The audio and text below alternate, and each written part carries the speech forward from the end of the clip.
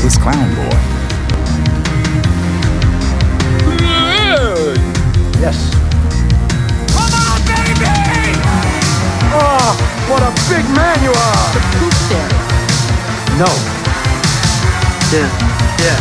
No. It's all happening. Get the fucking thing together, fuck you! I know that. That's what we stand for. I'm as healthy as a Regalian ox. Honest to God, I really do believe this.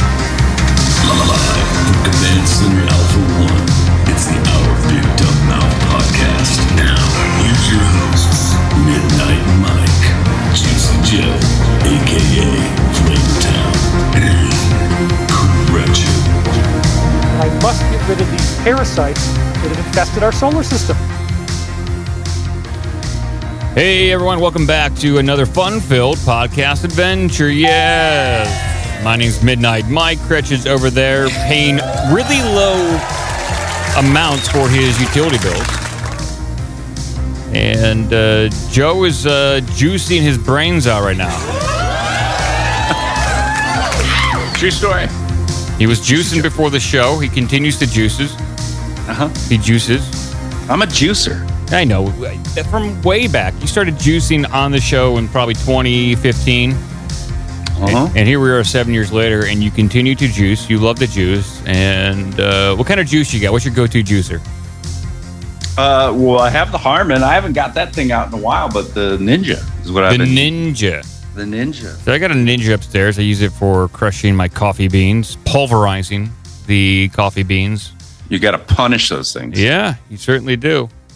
And I like it, although it does break. Those plastic little clips on the side where you press down on the thing, they break off sometimes. So I got to now jam a knife in the side to trigger the blades.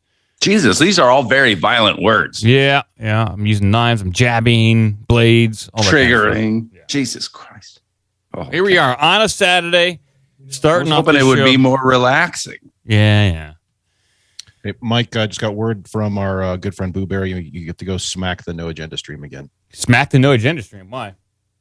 You're not on. I'm not on. Oh.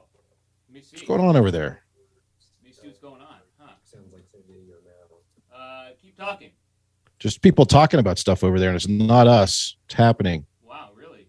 Interesting. Thanks for the heads up, Boo Berry. Falling down on the job. Here I am.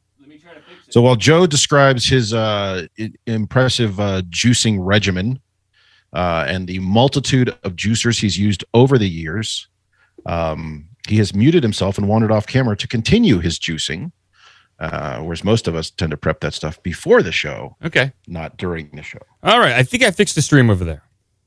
You actually click the button. Yeah, no, I clicked the button. So what happens? It's still using Windows 7. Over there. It is frozen in time. That streaming computer is using Windows 7, and sometimes it reads the USB input, and sometimes it doesn't. And this is one of the times where I had to unplug it, plug it back in, basically turn it off, turn it back on again to kickstart it. So there we go. So you're saying sometimes you feel like a nut, sometimes you don't. Pretty much. Yep. So apologize to everyone over there on No Agenda stream. This is the OBDM, our Big Dumb Mouth podcast. We interrupted your replay of whatever show that was going on. This is a paranormal conspiracy fun news show. You'll hate it for the first 2 episodes. After that, you might like it. If you choose to like it, you can continue listening. That's fine. But we like to have a little bit of fun. We cover some weird topics, and we're going to get into it. We're going to get into some strangeness right now and just have a whole lot of fun. You don't sound confident. Well, I'm a little confident. All right. So episodes ago, I talked about how I'm getting back into writing music.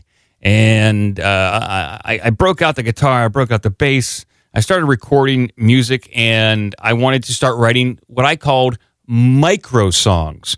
These are extremely short songs that get to the point, that delivers the message that needs to be delivered in a very concise and friendly way for modern viewers. And right now, I have my very first MicroSong that I want to debut here. And I think everyone will find it to be quite poignant and relevant to what's going on in the culture. So here we go. Here's my first microsong. It's titled "What About Me?" Here we go. What about me? What about you? What about he? What about who? What about pee? What about poo? What about me? I don't hate it. It's not quite micro though. It's a micro song. It's micro. How long do you want it? Yeah. dude? What do you want? Like you should Fucking size queen over here. should it be like 4 seconds? That's clocking in at 15 seconds. I thought you were going to keep it like under 10. Well, perhaps in the future. You don't get to determine. Micro songs are less than a minute. That's what I would think. Or Mike, you've gone from writing full songs to now writing micro songs. Could the next step being writing nano songs? Perhaps that might be the next evolution where I really just focus in on one note and seeing what I can do with it in the shortest amount of time. That song, one string on my guitar. that song's using about 3 notes. I'm really pushing the envelope right there. So that song's called "What About Me?" I think it really it really dives deep into the emotional state of what I'm feeling, and I think other people can identify with that sentiment as well. You're asking the questions of the cosmos. Very I mean, these are big questions. Yeah. I'll be making more of these songs, probably about 30. That will be the official micro album. And I will be uploading that entire thing onto TikTok, at which point in time I will become a TikTok star again. Mm-hmm. I'm already a TikTok UFO star on there. I have 100,000 followers on TikTok doing UFO and paranormal stuff. I'm going to just bulldoze the music landscape on TikTok by just punishing people with this audio onslaught. And it's going to happen. This is the most violent beginning of the show can't remember how long. Well, it's by the way, just need to point out to people listening in audio only, we have some people in the chat who are confused. They thought you were writing a Mike Rowe song for the host of Dirty Jobs. Oh, like Mike a Rowe. Dirty Job song. No. Wrong. No, I'm not writing themes for Mike Rowe to walk around and listen to. Like when he enters a room, it's the Mike Rowe song. Here's the thing, though. Could you, since you're going to do 30 tracks, could you do a track that is a micro song about Mike Rowe? Yeah, I'll put it on the list. Most of my songs are about war and love and just the emotional turmoil within every artist and what they feel. But if I could put myself in the dirty shoes of Mike Rowe, perhaps I could walk a mile and write a song. We'll find out. You don't have to walk a mile if it's a micro song. 10 or 12 feet, probably. Just a couple feet, I suppose, is good enough to really get the feel of what he needs to be written about. Okay. Well, while we're on songs, just real quick, I've been perusing this subreddit called Crappy Music. You like that subreddit, Joe? Never heard of it. Oh. I might Is that you're going to put your song up there too? No, it's a good song, Joe. Oh, okay. You don't. I don't. People would downvote it because it's a good song. It's not crappy music. It's a good song. So I don't know what you're talking about. What was it called? Crappy music? It's called R, like the subreddit R. It's called crappy music. Okay. And I don't know why this song came on there, but this song was produced and recorded by Hulk Hogan. You know him, Joe. You know Hulk Hogan. Yeah. For sure. Me, Hulk Hogan. A lot of the WWE stars, WWF stars, back in the day, they decided to capitalize on their fame by putting out music albums. I know the Macho Man put out one. The Hulkster did. I don't know if the Ultimate Warrior ever did. I hope so. But this is Still Hulk working on it. Yeah, this is Hulk doing his thing, just laying down the tasty grooves with in this song called Beach Patrol, which you can listen to it. It's got a great production. It's I'm not going to even describe it. I think the song speaks for itself. Here we go.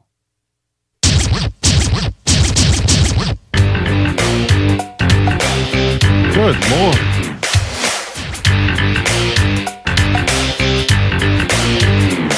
I was walking down the beach, looking for some action. Had my radio set on a rap station. Saw a girl in trouble, a sticky situation. She wanted me to give her mouth-to-mouth resuscitation.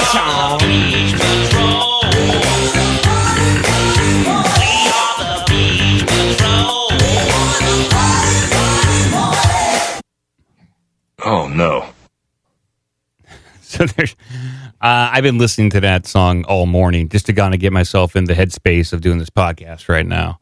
Sounds like late 80s, early 90s, like Christian rap.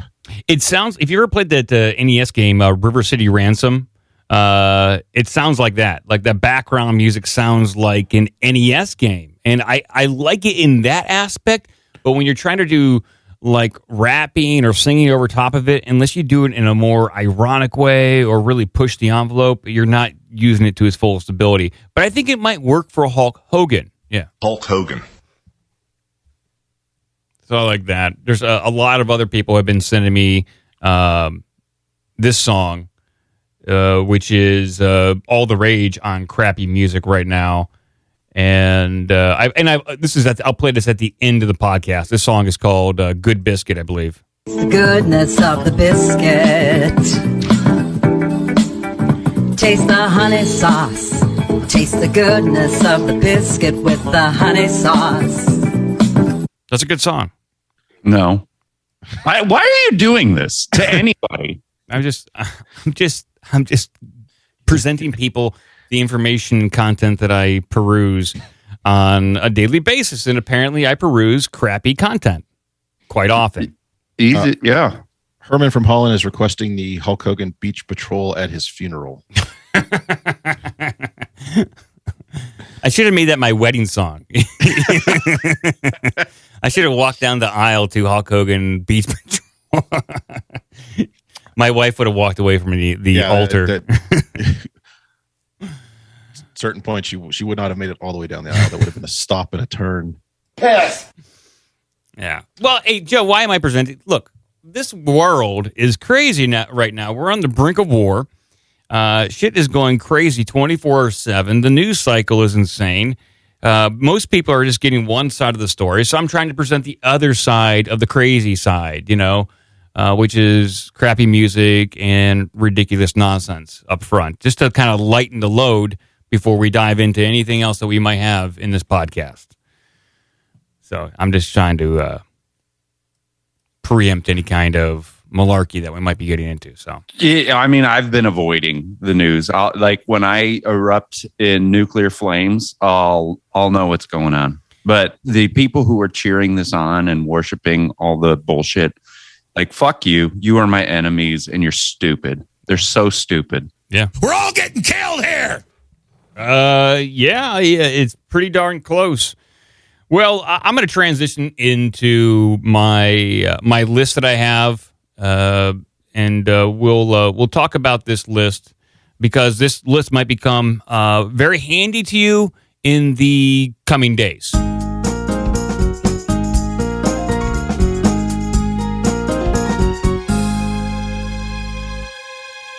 I'll bring this list up on screen so we all can enjoy this list together. And this is 9 ways to talk to the dead.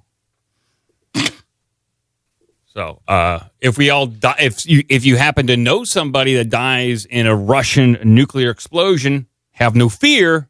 You still might be able to talk to them soon after they perish. So we'll figure this out. It is Halloween time. It's October. And so I'm going to include a lot more spooky stories, creepy stuff. As if the world isn't creepy and spooky enough, let's just pile on top of it. Why not? So 9 ways to talk to the dead. And this is going to be fun. I think this is going to be a real good slideshow. So let's start the madness. The first way that you can talk to the dead is through a Ouija board. Oh, yes, the Ouija board. Home Ouija boards have been on sale since the 1890s, and they've grown to have a strange place in American pop culture. They are a tool for enacting occult rituals, to speak with the dead, but you can buy one at any local toy store. Have either one of you gentlemen ever used a Ouija board? I said Ouija board, but Ouija board. I use a Ouija every morning to get the water off the shower door. That's a squeegee. Wrong. I've used the Ouija board. I guess it's unclear how they work in the paranormal sense. I guess in the paranormal sense, like, you lightly put your hands on the cursor, and then the spirits guide your hands. But, scientifically, they would say, oh, it's just one person over the other pushing the cursor along and making the decisions, moving it from letters to numbers to spell out whatever you want. I used it, and it's pretty creepy. I mean, you touch it so light, you don't feel like the other person's moving it, but it could be your subconscious or the other person's subconscious actually moving this cursor. So keep that in mind. They do sell them at toy stores. I don't own one because I don't trust them. I do not trust them one bit. So you don't own your Ouija board. You rent with an option to buy. Yeah, rent to own, like Rent-A-Center, like the place where Hulk Hogan used to work. Hulk Hogan used to do commercials for Rent-A-Center. Yeah, remember that. Yeah. Yeah. It's probably still in there. Yeah. That's for damn sure. Do you want a sofa for $33 a month? Rent to own at Rent-A-Center. I'd like to rent to own this Ouija board, please. Is that like $1.60 a week? Okay, I guess I can afford that. Well, the next item you can use to talk to the dead is mirror gazing. I guess you can stare into the mirror like you're some kind of idiot. But I guess that works sometimes. So whether it is a horror trope of fortune-telling staring into a crystal ball or the shiny obsidian shoe stone used by occultist John Dee to talk to angels, reflective surfaces have been connected to various occult practices for hundreds of years. One popular method of mirror-aided supernatural communication is called the psychochronometry.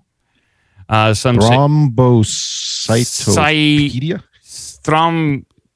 It's some weird word that I can't pronounce. So It is called mitral. No, it's not. Got a bunch of names. Mitral. Thrombocytopedia. Some say the ancient Greeks used this weird word I can't pronounce to talk to the dead, but scholars who have studied ancient Greece say, no, they didn't. What are you talking about? Either way, my modern psychomantriums come from Raymond Moody, whose 1993 book, Reunions, Visionary Encounters with Departed Loved Ones, describes talking to dead relatives through a mirror. And I think Booberry knows a lot about this. Like Booberry said, he brought up the scrying mirrors or something? scrying mirror, which is like I think it's black, some kind of black stone. I think it might be obsidian. You can buy them for like $60, and then it's supposed to do something. I haven't bought mine yet. I was going to buy one and put it next to my phone to see if the phone that reads my mind would get reflected back from the obsidian stone, and it would just kind of collapse back on itself. But we'll find out. I got to buy that stone. You might check with your Rent-A-Center, see if they can rent you one of those too. Okay. There should be some kind of occult ritual items to rent to own, because you don't want to necessarily buy one. Well, if Hollywood has taught me anything, it's using these devices, Ouija boards, scrying mirrors, that sort of thing, will be only a short-term thing, because you're going to unleash all sorts of demons and hell and gateways and all sorts of crap. So yep. Why would I want to pay full price? Yep. Number 4 is hiring a medium, which I have done. I've hired a medium. I've been to a few. So you just go to a medium. There is a trance medium where they will go into a trance and then basically channeling is different than a trance medium. So it's like a trance medium, and then there's like a channeling medium where they go into a trance and they tell you about your higher self and possibly dead relatives connected to you. Like a trance medium, I believe they fall into a trance, or a channel medium, they go into a channel and they channel like different spirits, and that's how they get their information. It's very confusing to me. I don't know a lot about it. I've been to a few. They've been pretty insightful. Number 5 is holding a seance. So seances, as we understand them, developed during the Victorian age, when up to 11 million Americans identified as spiritualists. And Mary and Pierre Curie, and so you had Frederick Douglass and Mary Todd Lincoln and Queen Victoria all attend seances. The practice largely died out after many of the prominent psychic mediums who hosted the seances were shown to be frauds, and many religious leaders condemned spiritualism from the pulpit. None of this means you can't host your own seance to see if it works, though. I think these are back in fashion now, especially if you go on TikTok. There's a lot of young people and witches, like TikTok witches that hold seances, and they try to channel demons and angels, spirits, and all that kind of stuff. I think if you get involved in this kind of stuff, you're opening the door for a whole lot of headache, and you're saying, "Hey, spirits out there, welcome into my world. Hang around for a little bit, cause mischief and mayhem, and I won't do anything to protect myself against it." So I think this is a bad idea. Especially if you're doing it on TikTok and sharing it with other people. Yeah, you're just spreading the bad spirits. I mean, I'm sure there's good spirits out there, but for the most part, what I hear, the stories you hear, are pretty much just the bad ones. That's what you hear. Number 6, the telephone to the dead. Oh, I like this one. So it's a piece of technology that you can use to talk to the dead. I like this. Okay. It's easy to land on the skeptical side when it comes to communicating with the dead. People have been trying for a long time, and there's no good evidence that has ever worked. But before you write off the idea altogether, consider Alexander Graham Bell. Bell invented a telephone and was instrumental in development of the metal detector, the hydrofoil wireless technology, and more. He also spent at least some time working on the spirit phone designed to amplify the ghostly whispers that surround us. He doesn't seem to have actually designed or built anything, though. It's understandable that Alexander Graham Bell and his contemporaries believed that the dead could speak through the use of electricity.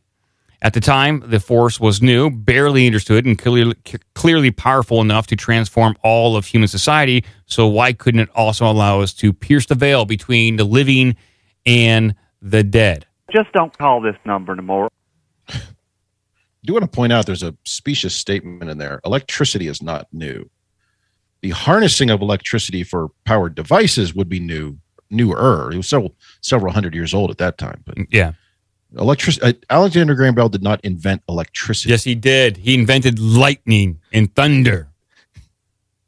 That's often when people say Ben Franklin did. He invented electricity. Like, no, he discovered the way to easily harness. Yeah, it's like the same person who invented fire versus just learn how to make it on their own. Fire Marshal Bill. Yeah. Well, I mean, I like this idea. I haven't seen a spirit phone like the old-timey spirit phone. I've never used one, but I like the idea a lot. I have been called 15 times. I guess. Wasn't that the central conceit of the Poltergeist movies, that they would the ghosts were using radio and TV signals to talk to people in the house? Yeah, it was. I think it was through the television, and I think it has to deal with like white noise, like the white noise, like the snow of the TV. And through that static, through those weird frequencies, entities can use that as a carrier wave to get into our reality and directly affect our lives. At least that's what I think. Maybe I'm reading too much into what the Poltergeist movie was trying to communicate to me. Number 7. It's when you dig up graves, you have to move the graves, not just the headstones. That's the central version. Oh, yeah.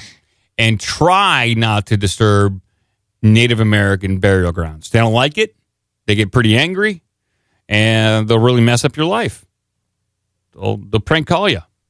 Okay. Trees will eat you. So number 7, through a child. Not throwing a child or that you threw a child, but you can talk to the dead through a child. Okay. Well, I think this is pretty common. I mean, a lot of times we'll read stories, and there's a lot of stories out there about a young toddler. Most toddlers are young. A young child, that has adult toddlers that has memories of a past life, that has memories of perhaps a deceased family member, and they can articulate what they did, who they're hanging around with, what their favorite cigarettes were, all that kind of stuff, and very hard for a 4-year-old to convey that information unless they have it. So I think there's really something to that. But what does this say here? This article says all babies can talk to the dead. That's the first sentence of this article. That's right. They just arrived from the spirit world themselves, and they can still see and hear beyond the veil. When your infant is babbling away in baby talk to no one, they're actually having a deep conversation with these specters and spooks that haunt your home in a hidden tongue from beyond. The maddening thing is that babies lose their ability to communicate between the worlds around when they learn to speak human languages. It's as if the words that bond us to the living separate us from their true homes in the ether. Okay. Well, I mean, but it's like if I, as an adult, want to communicate with the dead, talking to a toddler and having them communicate to the other side, I think we'll be playing like a game of telephone and something's going to be lost in translation. Yeah, I'm not sure that's going to be your most accurate way to get your message across. No. Tell grandma I found some weird things in her closet, and I want to know what they're used for. It's not going to. That's going to be tough to translate. How through do a these toddler. harnesses work? What is this? What is this rope for? Why does grandma have 5 whips? Exactly. Kind of tough to communicate that. Number 8, tape recorders, EMF detectors, and other technology. Using technology to talk to the dead didn't die with Alexander Graham Bell. The modern expression of it can be seen in ghost hunters, both in on the cable TV shows and those who do them in real life, who hunt for spirits using technology, using EMF detectors, high-pitched sound generators, and more. To actually talk to the dead, the equipment of voice, to actually talk to the dead, the equipment of choice among ghost hunters is a simple tape recorder. They're trying to capture EVP, or electronic voice phenomenon, snippets of conversation from the dead who walked the earth. And I think we all kind of know what this is. Like the spirit box is one where you can hear the dead. So you can talk to the dead anytime you want. Like you're just walking around, you're on the street, maybe you're at the grocery store, you can just talk and you're going to talk to the dead. Now, whether or not you can hear them or not is a totally another matter. You might be able to hear them in real time by using a spirit box that like flips through like radio stations, and then through that static, much like Poltergeist, you might be able to hear some sort of word or a brief sentence.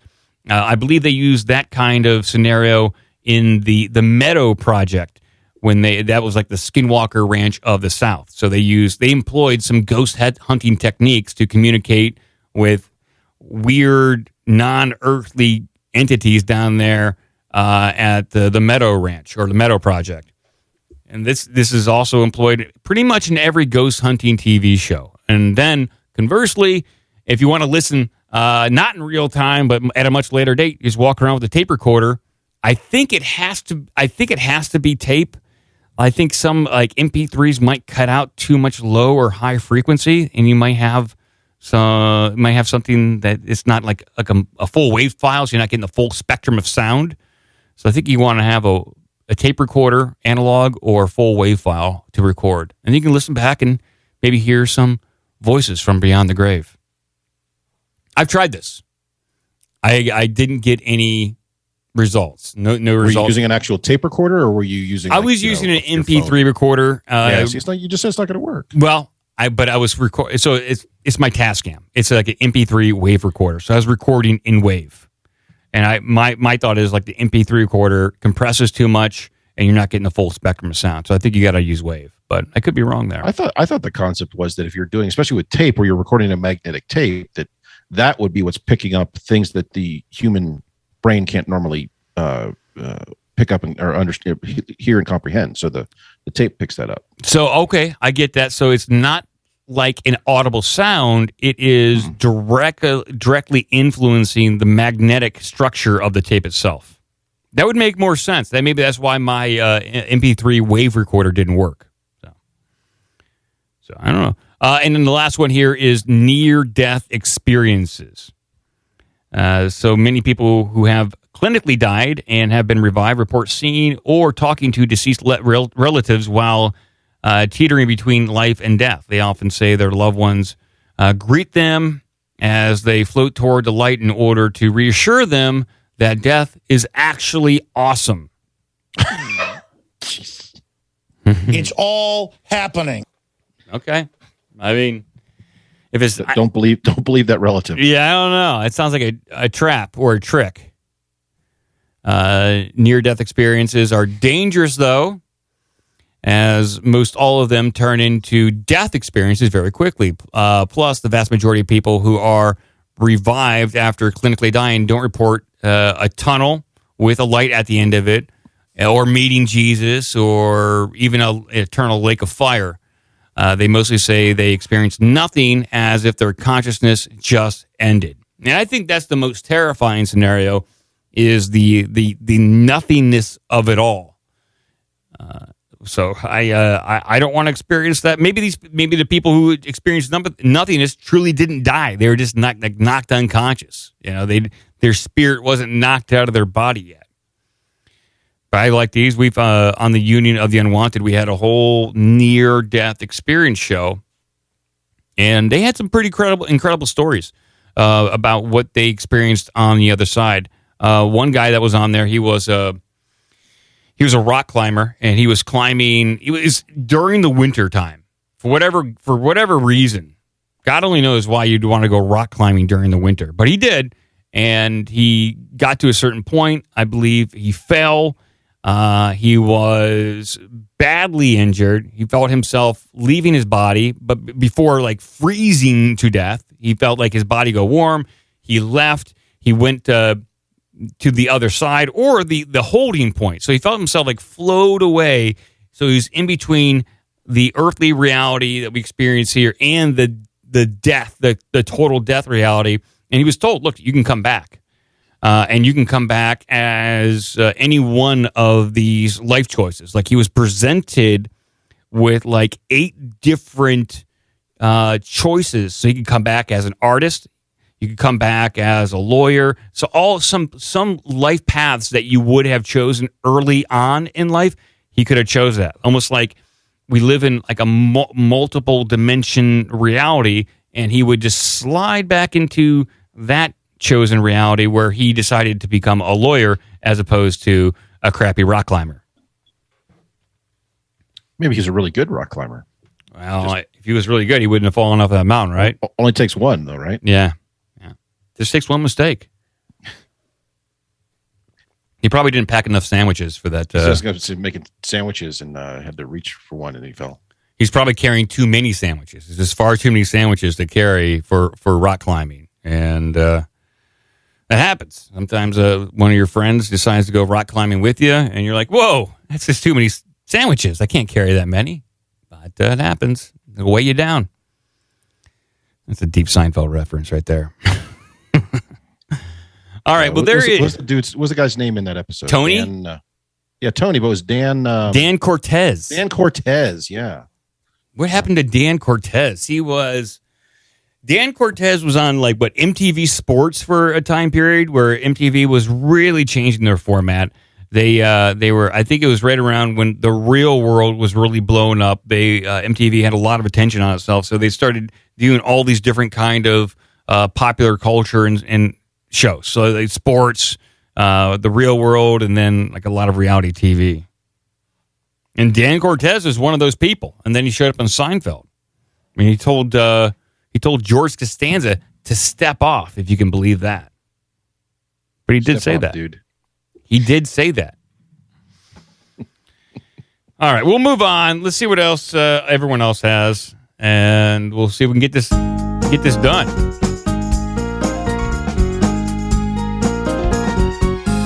That was part of the New Kingdom right there. The New Kingdom. It's all right.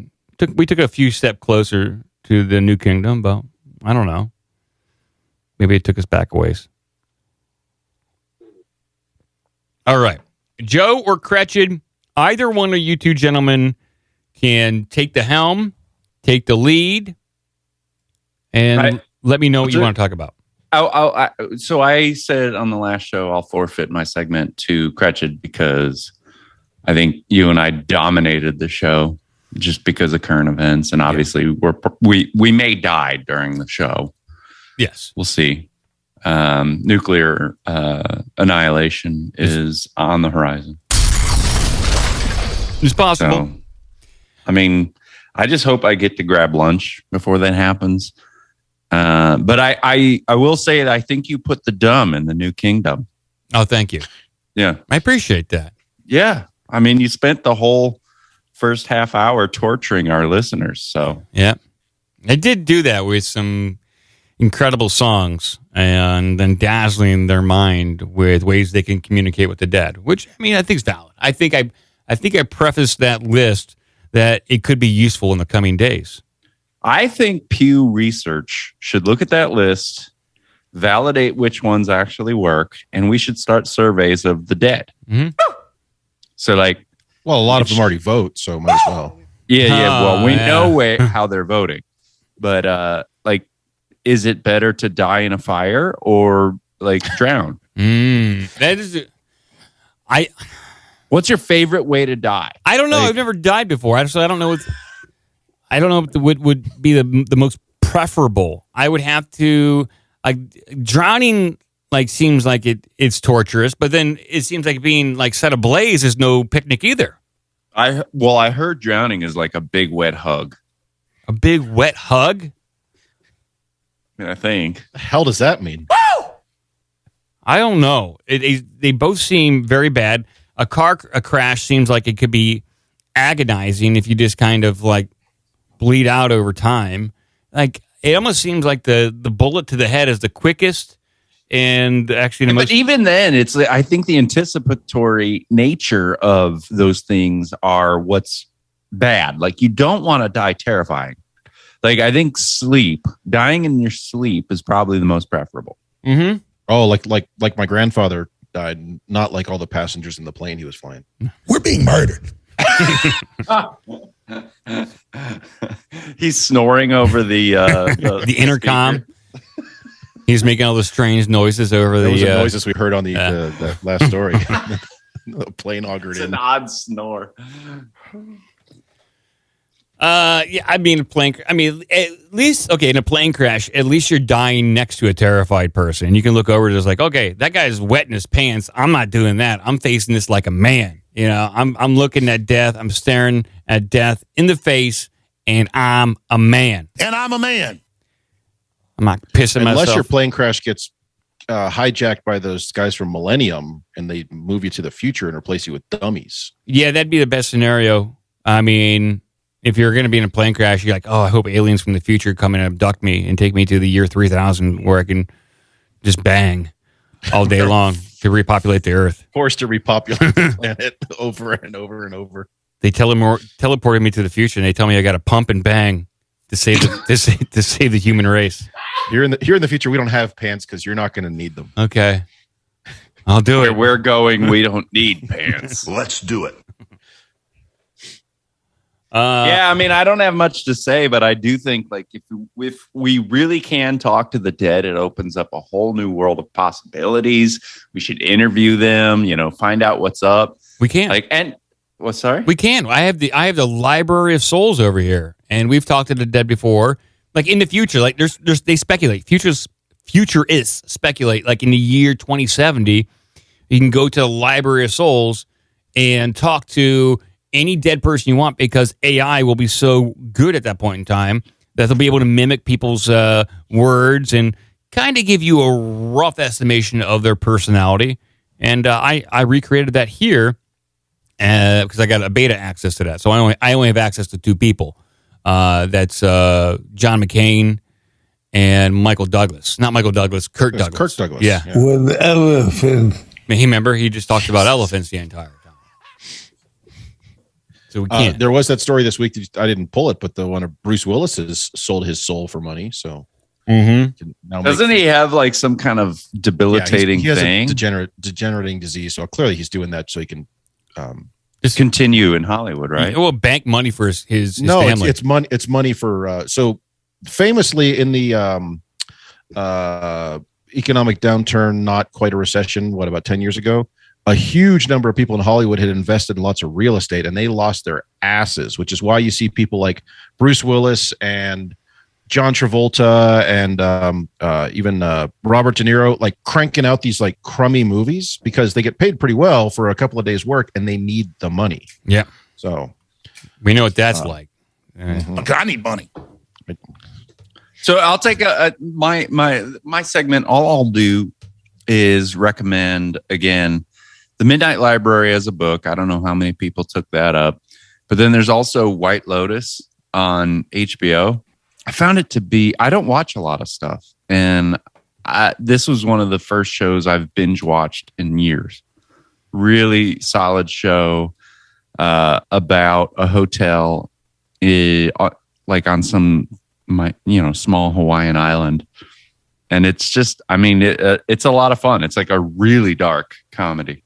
It stars that one guy from the movie That Thing You Do. He was the, I think, the bass player.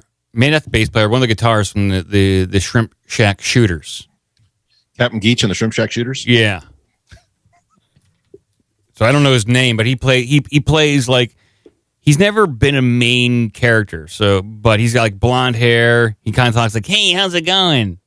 That's pretty much what he does. But he's in that movie or not that TV show that Joe's mentioning. So I don't. It's pretty good. I watched the first 2 episodes of it, Joe, but then I just lost interest and started watching something else, probably Star Trek. Really? Yeah. You're more interested in writing shitty songs and looking MicroSongs. at how to talk to ghosts. Yeah, Exactly. Actually, I did like the song. I thought it was fun. It's all right.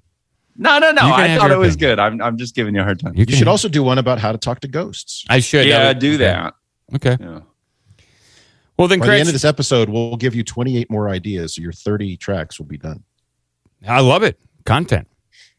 Well, then we'll transition over and let Cratchit share with us what he has.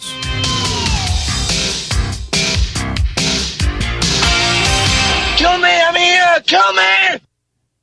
Come on, do it. All right. So a couple things to give you some options here. I have a request from the chat to talk about aliens. I don't have aliens. I have Bigfoot. I have space junk. Oh. Related to space junk, I have Star Trek. Oh. It's a bit of a burn. Bit of a burn on Star Trek. So what else I have that would be paranormal or Halloween themed? Let's see here. And then I've got there's 2 stories that would be very scary just for Mike. Oh. Joe will not be bothered by these at all. Let's terrify me. So I just finished up with a very spooky list. Let's continue the spooks and scares with something that may scare me. Okay, here you go. There's two of these. So there's the first one. Okay. Bring this up on screen. Let's see. Baskin Robbins introduces new spicy and spooky ice cream made with real ghost pepper. That's good news. I don't know about this. I don't know if this is good news. I don't do well with spicy food. It'll be scary for you, Joe, not bothered. Yeah, but Joe doesn't care about hot food. He's probably more like Data from Star Trek than he realizes. He feels no pain. He is just a killing machine of food. He doesn't care about this stuff. Machine of food. But Baskin Robbins introduces its spiciest flavor ever with the introduction of the new spicy and spooky ice cream featuring the bold flavor of a real ghost pepper starting October 1st, 2022. Yeah. Breaking news is happening right now. So typically ice cream is just for kids. Typically. And so you're going to have Joe Biden. Yeah. You know what? You're right. Ice cream's for kids and Joe Biden. Yeah. Chocolate chip. And so you're going to have a bunch of kids and Joe Biden walking around with mouth agony, not enjoying their ice cream, and probably suing Baskin Robbins. Dude, shout out to Bags for that illustration, by the way. He has a good, if you're in Discord, you can download the Midnight Mike mouth agony screensaver for your phone. It's so good. That could be the name of your MicroSong album would be Mouth Agony. Mouth Agony. I like it. Oh my God. Yeah, that's totally fitting. Okay. Well, in addition to new spicy and spooky ice cream, Baskin Robbins is also celebrating the 2022 Halloween season with the arrival of Trixie the Ghost Cake. Yeah, I don't care about that. You know about that one? You know about the ghost cake? Well, the seasonal cake features a cobweb bow made of decorating icing and fudge and a whimsical ghostly features created with dark melting chocolate. So that's incredible. That's just incredible. All right. I would like to know if somebody at Baskin-Robbins could goof up and make a couple of the ghost cakes with the ghost pepper whatever ice cream and not tell people. And then when they get the ghost cakes, they're disappointed. Wow. Who gives a shit? Who gives a fuck? All right. What's the next scary story that I have? It's already in the carrot shop. Okay. No, it's not. I did not do it. Well, let's darn it. Here we go.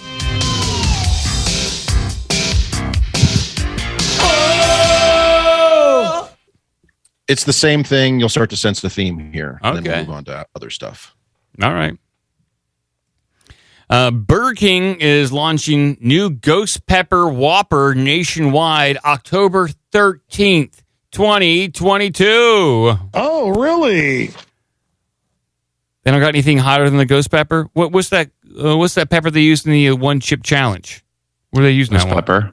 Was that the Ghost Pepper? It was Ghost Pepper and Reaper Pepper. I thought I saw the name Scorpion in there somewhere. Oh, it may have been Scorpion and Ghost and Reaper and who knows? Doctor. Thank you, Dr. Pepper.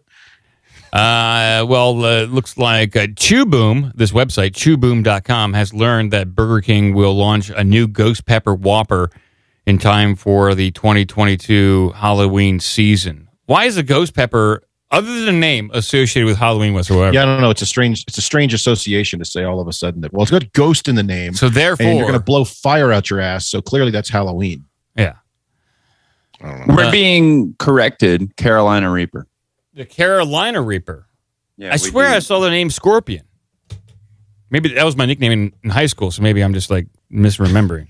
It's your favorite band. People would walk around and say, "Hey, what's going on, Scorpion? You going to write a song today?" I was like, maybe later. Short one. MicroSongs. He ain't going to be very long, though. And then this guy named Joe, who I meet years later, he's going to hate it. I'm going to write it for this guy I don't know yet. He hates it. All right. Transition me out of the nonsense pepper stories. Yeah. Here we go.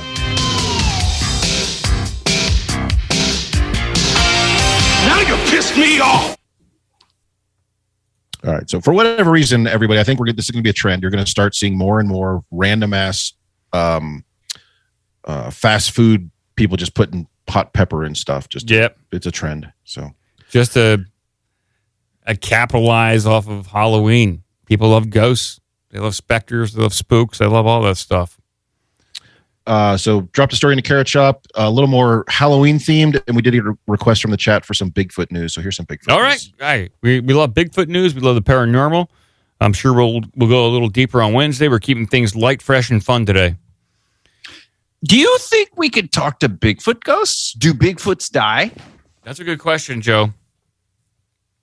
That's been one of the concerns why they're not finding Bigfoot corpses, because they work for the aliens and they get beamed up afterwards. Yeah, you got to get rid of the evidence. Because you would imagine that if they are like related more to primates than extraterrestrial, that they do in fact die, and they probably do have some sort of spirit that you should be able to contact the spirit of a dead Bigfoot. So I'll look into this a little bit more. That's a good question. Haven't thought about it that way. You don't think it's a good question, but it is. You think it's a stupid question. But I mean, I'm just like, you lean into Joe Biden is amazing, and I think that's great. It's really fun. So I want to lean into all this dumb shit you bring. Okay. Hey, speaking of Bigfoot, Mike, you got to kick open my gifts here for a minute just to share this with everybody. Okay, I'll kick open the gifts right there. I don't know what it's a gift of Bigfoot falling down on a rotted log for some reason. I think he was trying to scratch his back. Wait, is that on screen? Yeah, it's on screen now. I'm bigging it. There you go. No idea what this is. What is Bigfoot doing right there? Holy crap. Jesus. Oh, Bigfoot. Some of us sometimes you just have those days. Hey, I'm telling you, the pig man is alive. Yeah. Not Big Man Bigfoot. But let's go back to this. He might be drunk. He could be. He's had too many ghost peppers. We'll go back to this story over here. Queen and Prince Philip were Bigfoot believers and met man kidnapped by Yetis. Bigfoot. Well, I also know Prince Philip was a big believer in UFOs. And you'd imagine with that kind of access to like maybe top secret documents or just people connected to the government, that Prince Philip would have asked those questions and would have had more knowledge than your typical bloke on the street, your typical roustabout, scallywag, whatever kind of English word you want to use, that Prince Philip would have, a bit more knowledge on these subjects. So the Queen and Prince Philip believed in Bigfoot and met with a man who claimed to have been kidnapped by a family of Yetis. The astonishing revelation came from actor Brian Blessed, 85, who worked with the late monarch's husband on his Duke of Edinburgh award scheme, and with whom he discussed and shared a belief in the Sasquatch. Brian, who starred in the Queen's favorite film, Flash Gordon. Really? That was the Queen's favorite film, Flash Gordon? Remember, famously, the Queen did the soundtrack for that movie, too. Queen did do this. She sang the entire soundtrack. Yeah. Wrong. I think it's Freddie Mercury, but okay. Brian. She could do a spot on impression of Freddie Mercury. Well, is Brian Blessed, was he Flash Gordon? No. Brian Blessed he's the big guy. He played the King of the Hawkmen or what? I can't think of the damn name. Oh, Voltar. I don't. Now I have to look this up. Please, I'll read the story. You look that up.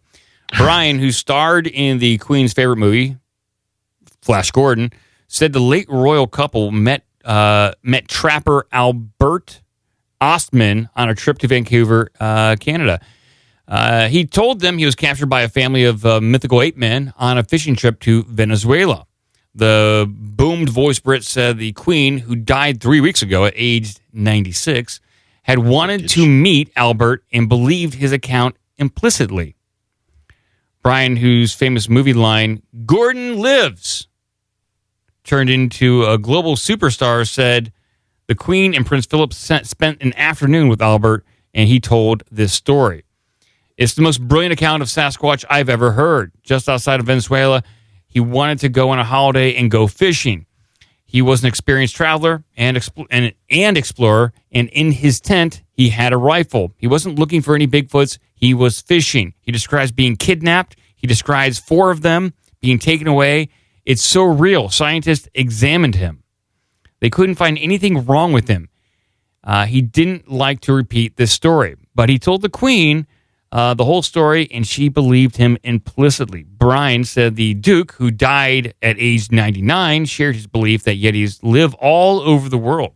Oh, yes, it's true. It does exist. I told them that they're everywhere, the actor said.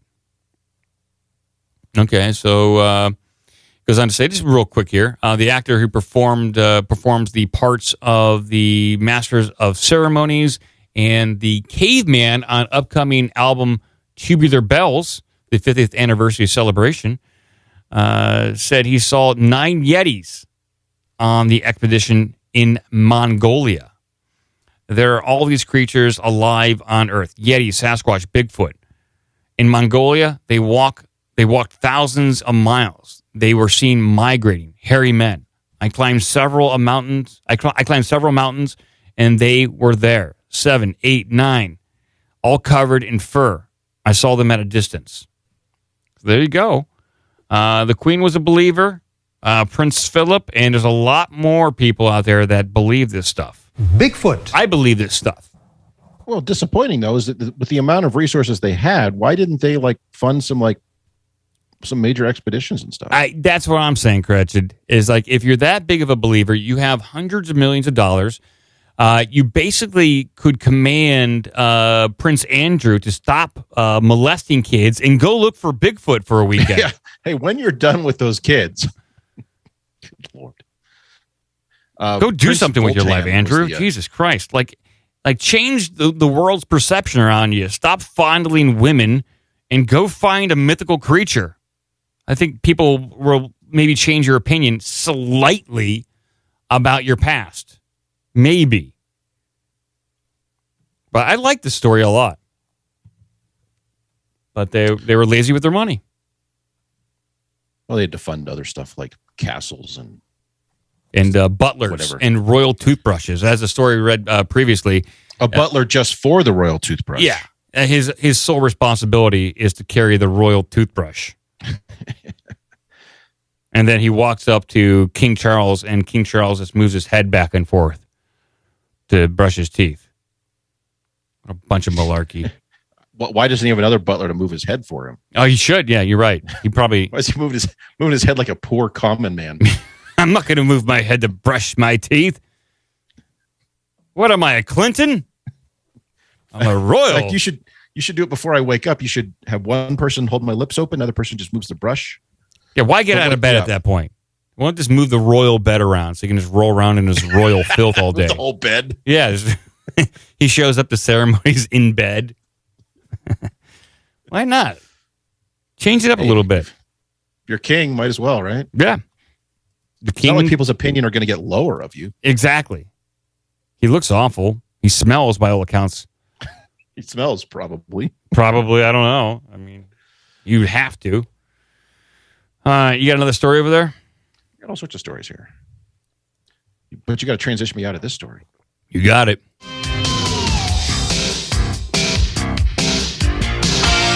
I'm going to take a shit.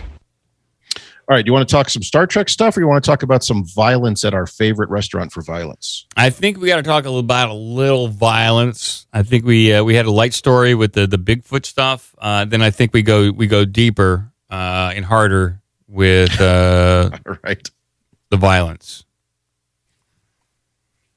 There you go. Here we go. I'll bring this up on screen. Woman fires shot during women fires shot during. I'm sorry. I'm a little confused right now. Sorry. I gotta pull it together. Let me breathe today, okay? Let me breathe, okay? How many chips now for today's news. Yeah, now it's for today's news. Woman fires shot during fight outside Chuck E. Cheese in Brandon, deputies say. Okay. Oh, really? I think there is a news story with this. Well, there's video, but I'm not sure if it's an actual news story. You don't think there's a... So it's just... Yeah, it's just video. There's no actual news story here. So this is from Florida. Okay, so the Hillsborough County Sheriff's Office responded to an incident at Chuck E. Cheese in Brandon on Saturday. According to the release from the Sheriff's Office, deputies responded to multiple calls reporting shots fired outside of Chuck E. Cheese on 1540 West Brandon Boulevard right around 5 p.m. It all started with an altercation outside or inside the restaurant. Of course it started inside. Of course. That's where you go to pick fights. Yeah. It's not going to start outside. All problems happen inside Chuck E. Cheese, and all the violence you see nowadays is a spill out of that.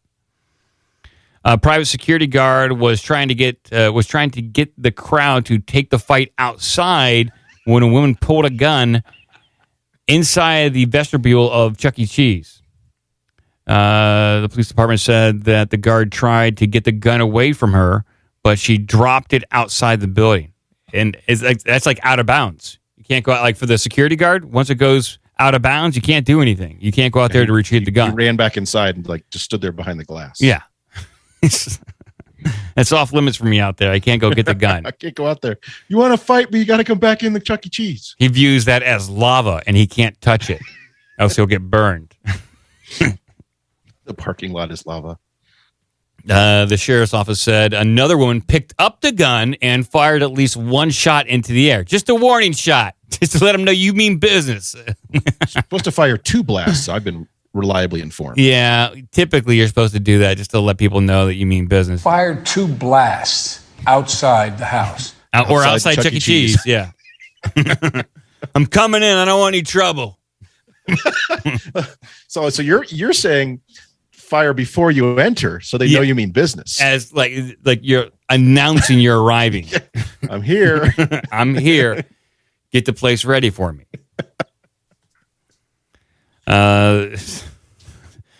She also lost possession. Okay, so the sheriff's office said another woman picked up the gun, fired at least one shot into the air. At least one shot. There could have been more. We don't know. Fired at least one shot into the air. She also lost possession of the gun. A third woman picked it up and placed it inside a light gray Chevrolet Traverse. What is it? Chevrolet Traverse. I don't know, but I like how they're very specific about the vehicle. I know. It doesn't make any sense. Is this a hybrid vehicle? Should we be concerned? It's sort of like an SUV hybrid, yeah. It is like an SUV. You think this is a native ad for Chevy? Possibly. What in the world? What? It's totally irrelevant. No, I like these detailed things. They didn't. It's a Pontiac Aztek, my favorite car. You put it into a light gray Chevrolet Traverse. The cops said all three women were taken into custody and no shooting victims were located. Well, they probably shots. I don't know. They probably were still in there eating because Chuck E. Cheese helps you replenish their pizza. It's basically they're like cures from Final Fantasy, like little potions. Well, also they'd already paid for their pizza. The fight started. They went out to the parking lot. You have to go back in and finish that pizza. Yeah, you paid for it. Man involved in the altercation was also taken into custody. The sheriff office said a white Audi crashed into the front of the building while the group was fighting. Kamikaze pilot. Okay. An Audi. Jesus I'm gonna end this. I'm gonna end this right now with my white Audi. This has gone too far. This has gone. Now you pissed me off. So the person, maybe affiliated with this group or not, we don't know. Saw like a scuffle, shots were being fired, and then they decided to take action by hopping in their Audi and ramming it into the building in hopes that they could save the day. Or take a couple out. Okay. They crashed into the front of the building while the group was fighting. Okay, awesome. That is fantastic. 2 women and a child were taken to the hospital for non-life-threatening injuries. Okay, that's good. Probably just food poisoning, I'm imagining. we don't know. Well, read the next part. Cops said the male driver was also taken to the hospital, but deputies aren't sure how he was involved with the incident. So it's totally unrelated Chuck E. Cheese accident. Like, Chuck E. Cheese is just a magnet. This guy was just probably driving down the street in his Audi, and he just felt like it's this uncontrollable, like, pull to drive full speed into the restaurant. And it's not clear. So 3 women were involved with this gun. There was a security guard. 2 women and a child. Then a car crashed. 2 women and a child were taken to the hospital. And then at the end, they say a male driver was also taken. Well, was he out in the Audi? Was he in the Chevy Traverse? Was he in a different vehicle? I don't know. What the hell's going on?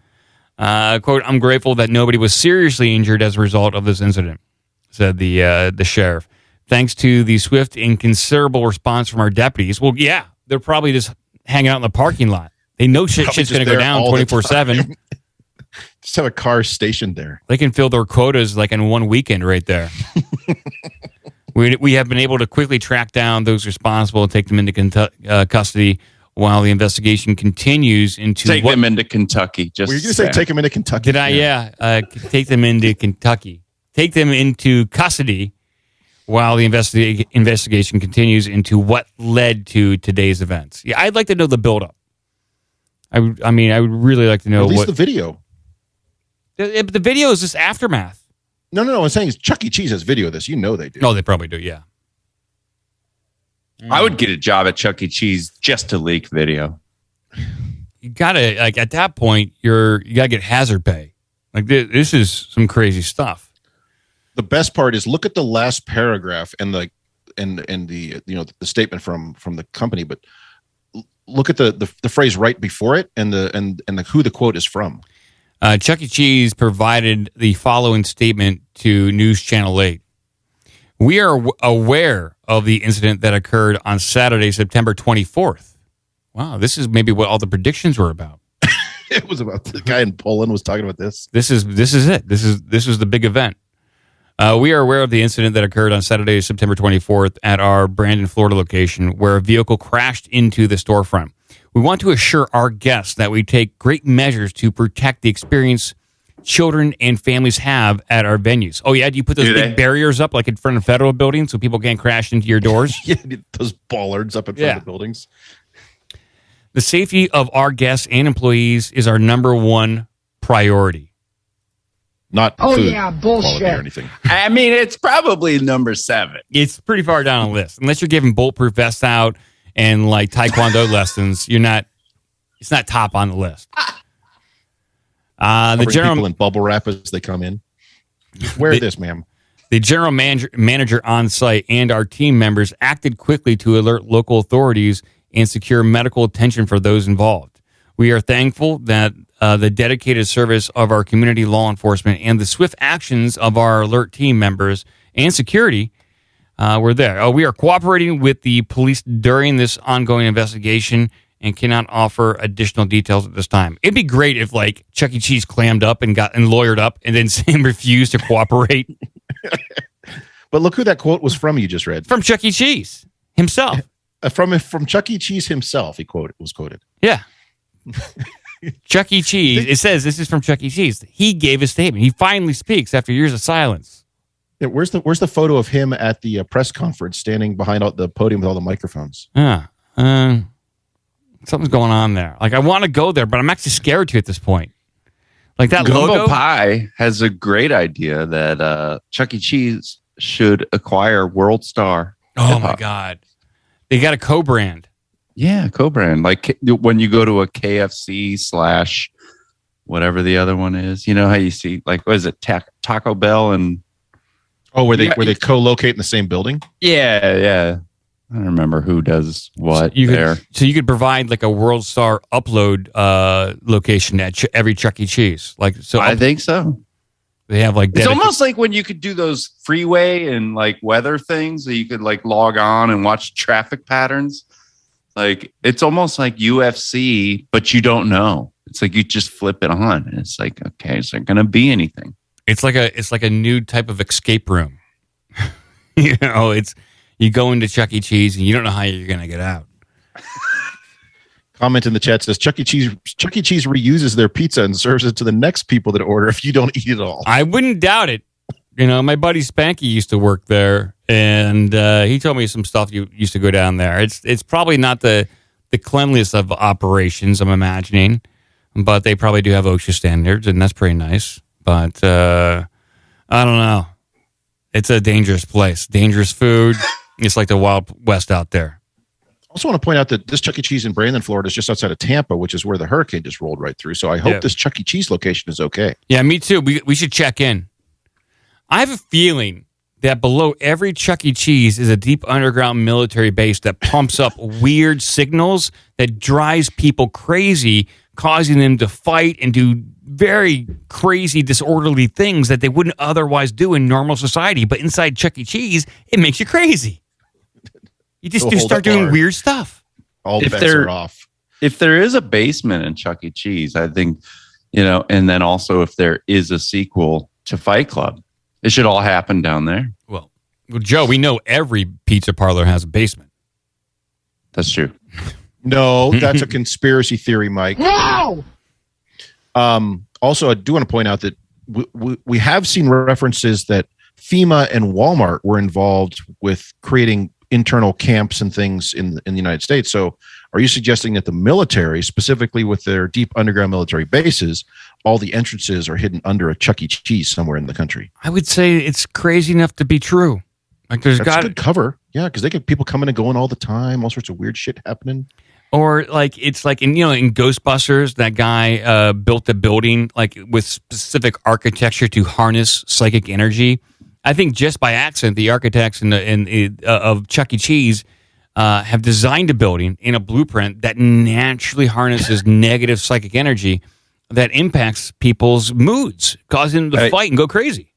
So here's something interesting. Zeister, or however you pronounce his name, he says Chuck E. Cheese by him closed down and is becoming a funeral home. Oh my God! They don't even have to change the internal fixtures for that. They just leave it. You just walk through the cheese wall, and there's a band that automatically plays. They already have a house band, and it's ready to serve food. See, done. It's done and done. And then instead of like you can keep the same logo out front with the cheese and smiley, like a smiling rat face, you just put like 2 X's over its eyes and it's done. Smiling rat face. Smiling rat face funeral home. I would go to that funeral home, smiling rat face funeral. Just for fun. Yeah. Be a bit Saturdays. It'd be a good goof. Wonder if the same amount of violence periodically breaks out there too. I would like to know. Like, so in the chat, like who said that in the chat? Zeister. Pay attention to that funeral home. If you see like reports of reanimated corpses or fights breaking out there, I'd want to know. Like people who are like, occasionally you hear stories of people that they're pronounced dead, but then they wake up on like the autopsy table. Like if you have stories like that come out of there, let me know. Or just fights, random fights at a funeral. That's fun too. All right, that's a good story. Let's move on. Let's see what else you got. All right. Good. No. Gator don't play no shit. Yeah, you tell him, Gator. Gator don't play no shit. So I got a story about nuclear threats about football games. I got a story about Star Trek. I have stories about a resume printed on a cake. And then also the history of glory holes.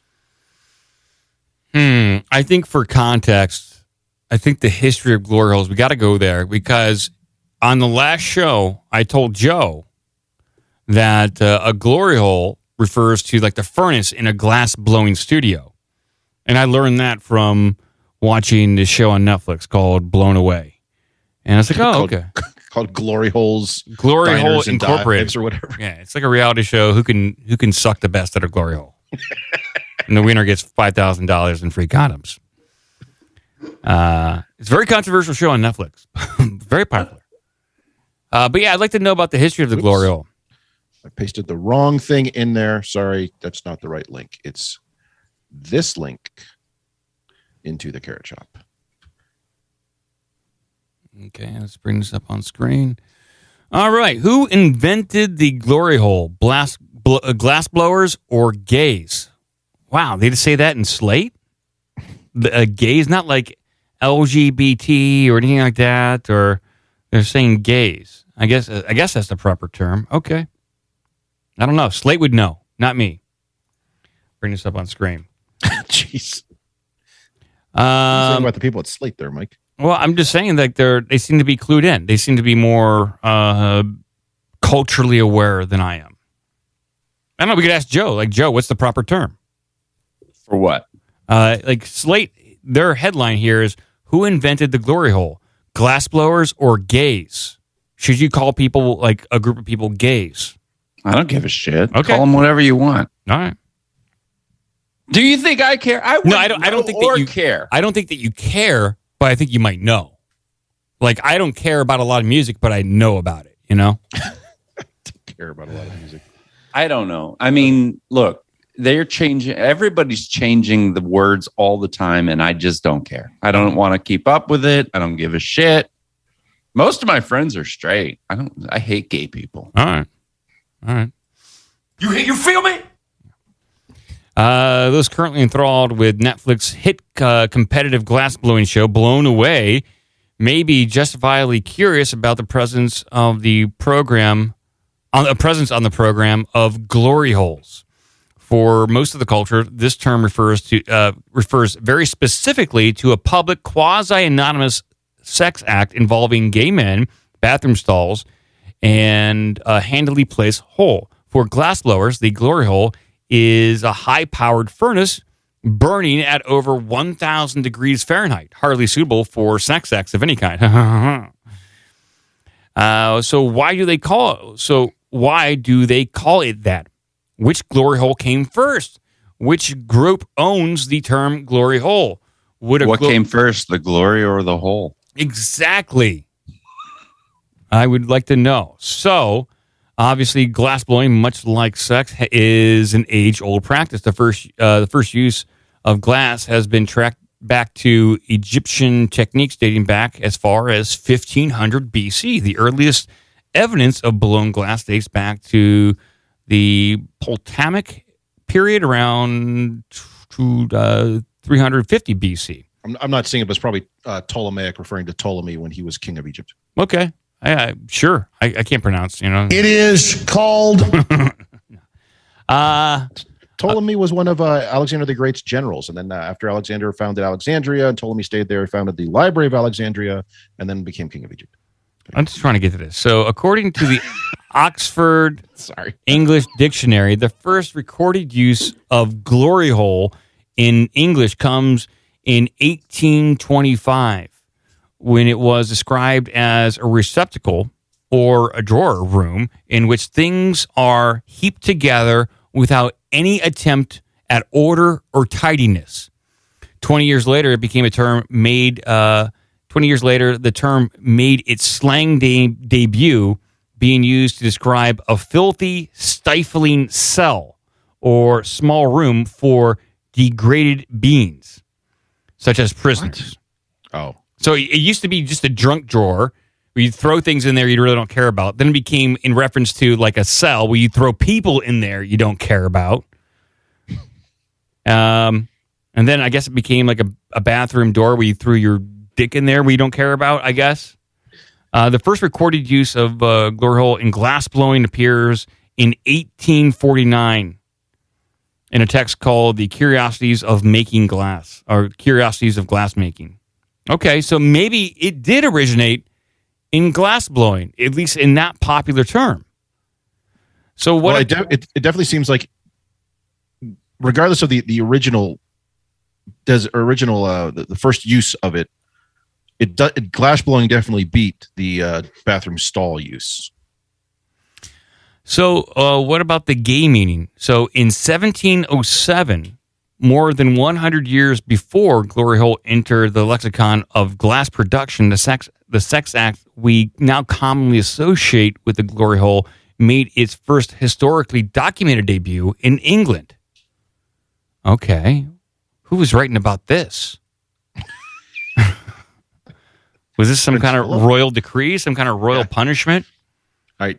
It's the guy who screwed up and didn't bring the toothbrush a couple of times. They're like, now you got to go write up this stuff. The turn of the 18th century was particularly a rough time for homosexuals or sodomites. Religious revival was rocking Western Europe society, inspiring new laws to govern sexual practices and depravity and deviances.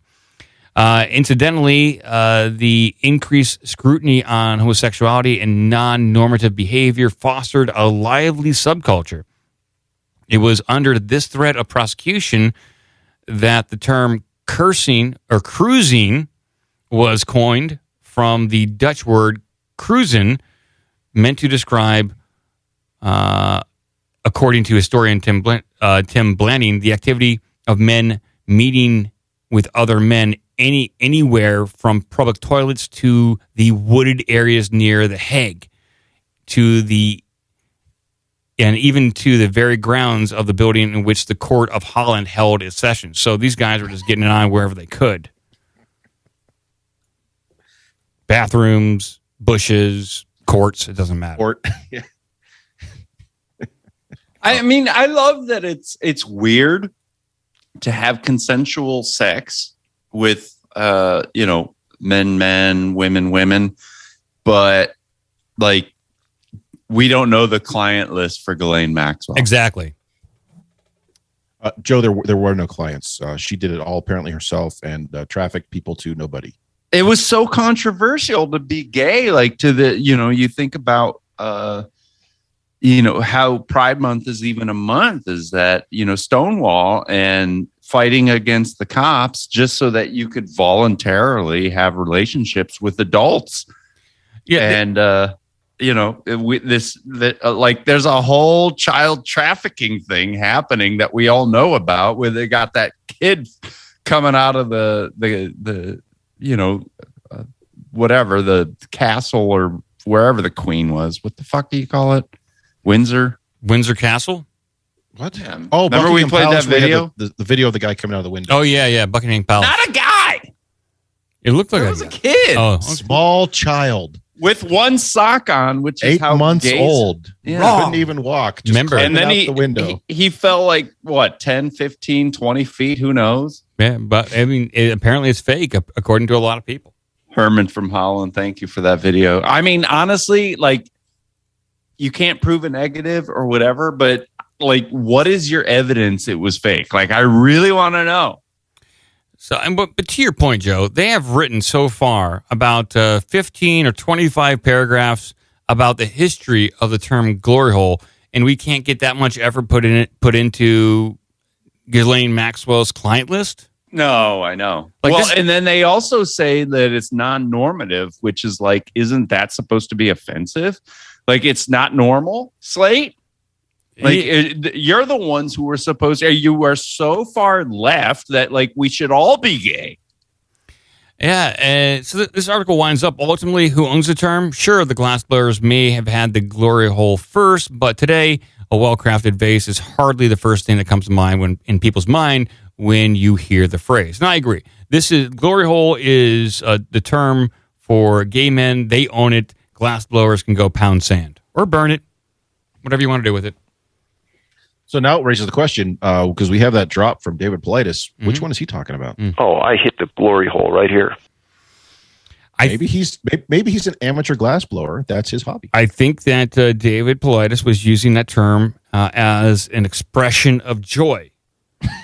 And from what I've seen on Blown Away, these glassblowers, they don't experience a lot of joy until the task is complete, especially when you're using the furnace. You're sweating. It's very hot. A lot of panting going on, not unlike a bathroom stall glory hole. Which one are you discussing here? Because I'm not sure which one. But I think there's a lot more pleasure and joy that comes with the glory hole at a bathroom stall versus the glass blowing. So I think David Politis, and I don't want to speak for him here, was talking about the bathroom stall version. Now that I read this story, may never know. Like I said, if I ever have a long conversation with him, I'll play him that clip and I'll ask. Take your tape recorder. Yeah. Could you clarify? Please. To hell with all the missing people and all that stuff. What did you write mean by about. this? What about this statement? Oh, I hit the glory hole right here. He crashed his Audi into it. Yeah. Well, okay. I'm glad we got to the bottom of this, and ultimately Slate couldn't really find out, but I think I'm going to give it to the gays in that one. They got it. That's a conclusion. It's a murky history, but it's clearly the term now belongs to the gays. Yeah, absolutely. So if you don't mind, I'm going to do a little transition and do some drawbridge of donations so we can thank some people. We've also had a request. I don't know if you're planning to or not open the phone lines or not. We could, sure. It's Saturday. We could open the phone lines up. We'll do First that. Number 27 or whatever his number is. Yeah, sure. Absolutely. We'll do it after the drawbridge.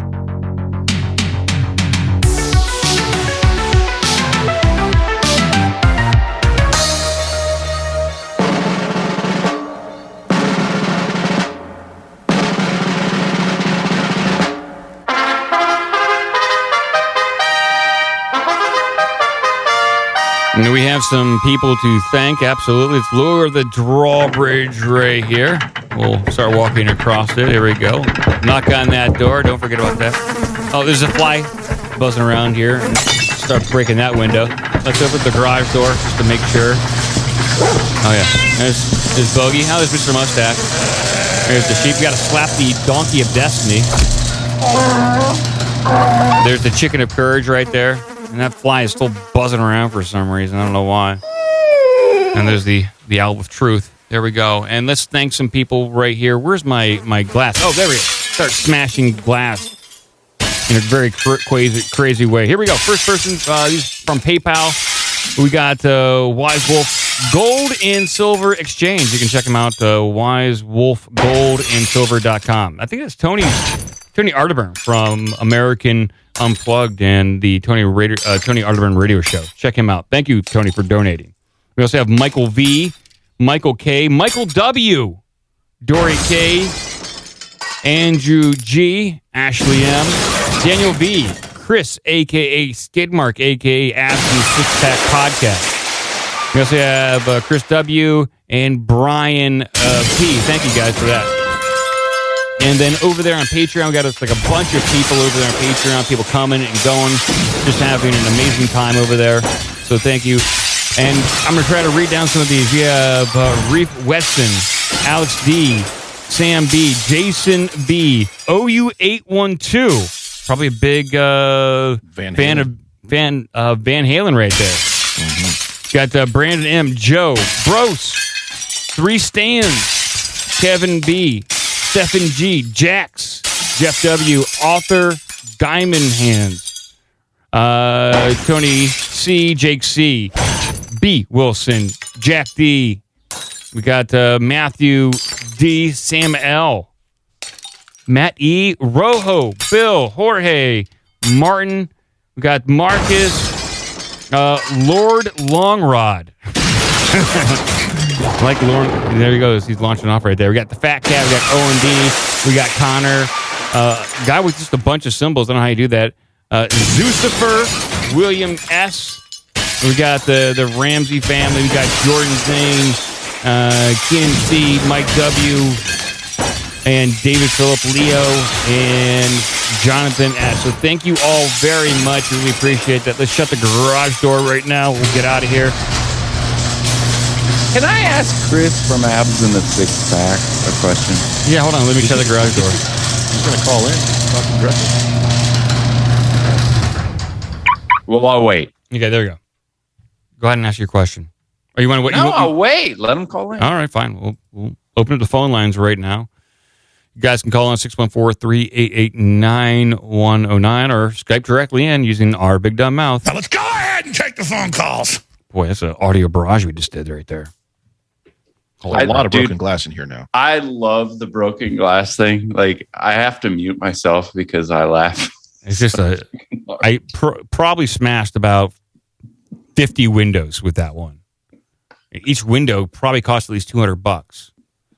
It's just an insane amount of windows. All the Keynesian love it. The Keynesians.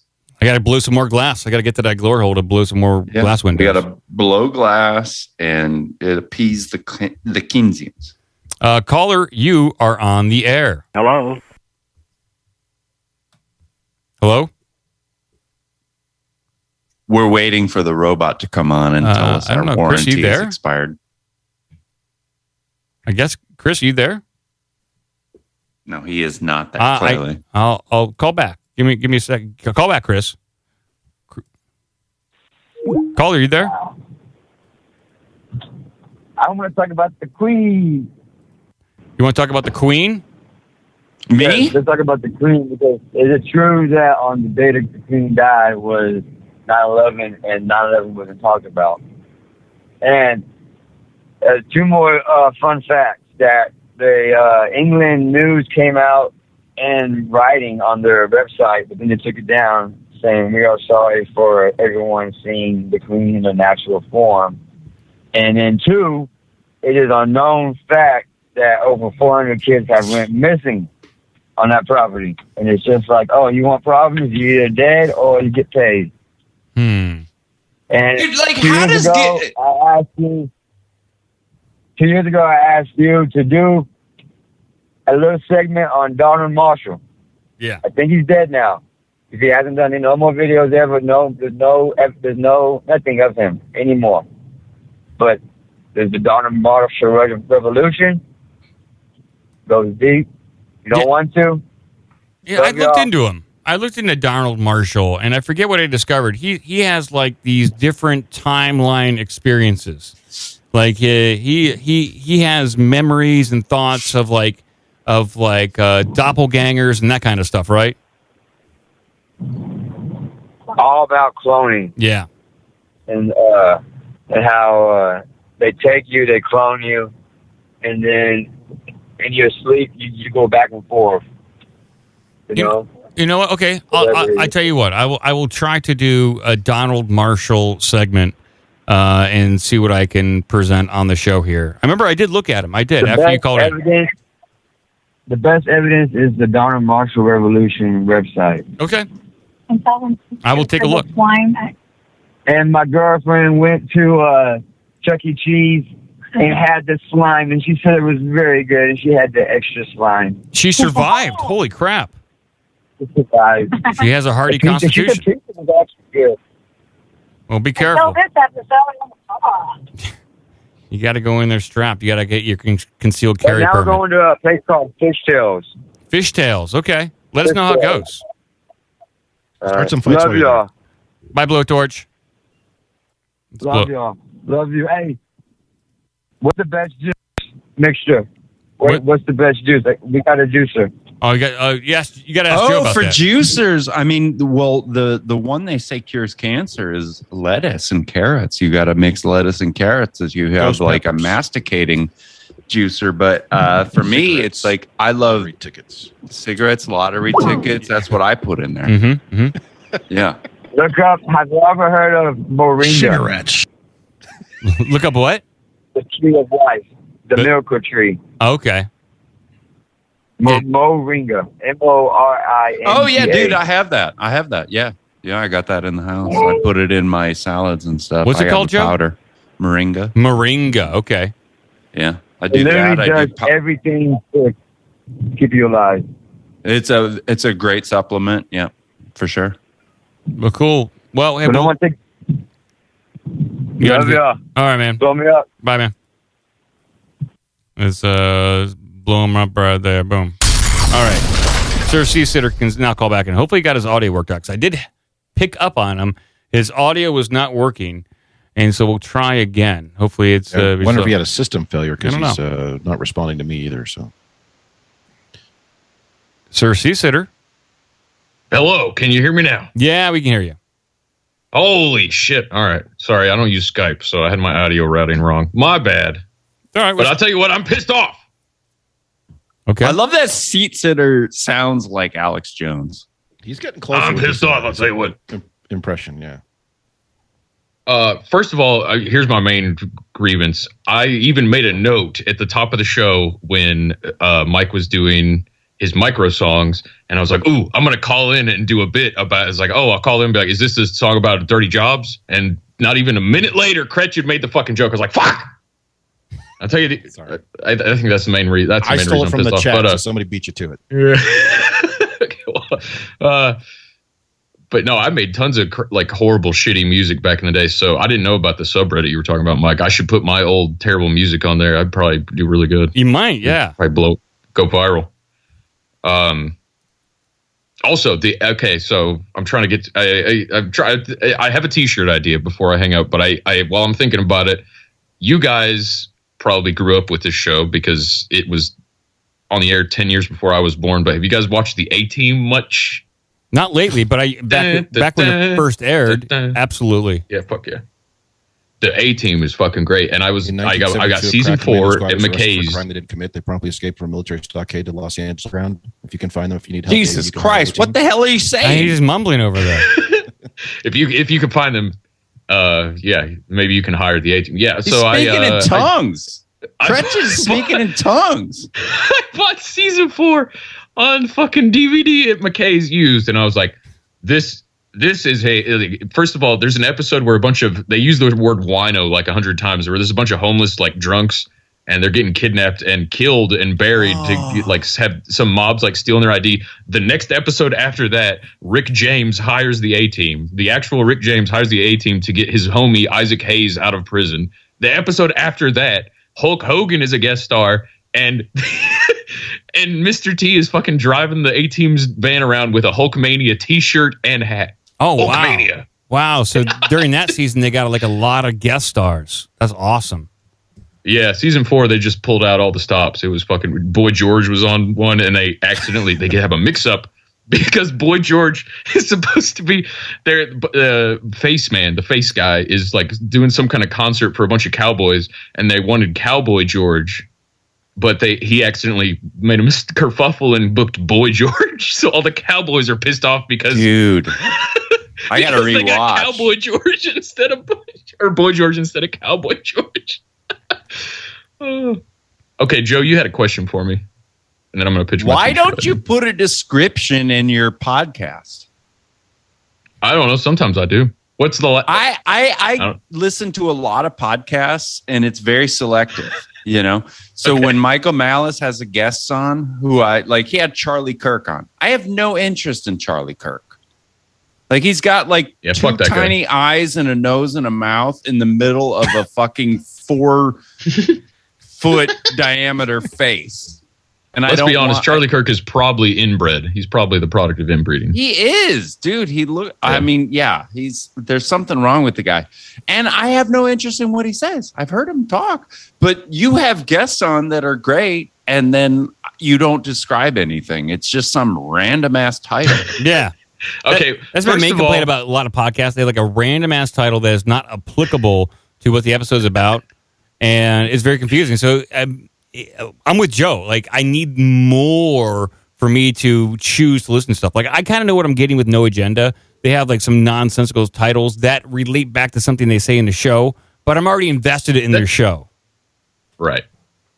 Well, you're going to shitmyass.com for this podcast. Do not expect you're going literally the URL is shitmyass.com. If you're expecting good descriptions, I think the wrong place. I think you're shooting yourself in the foot though. That's like saying I'm bad and I will always be bad.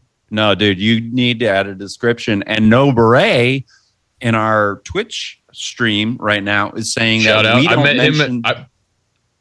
I met No Beret at a No Agenda meetup a couple weeks ago.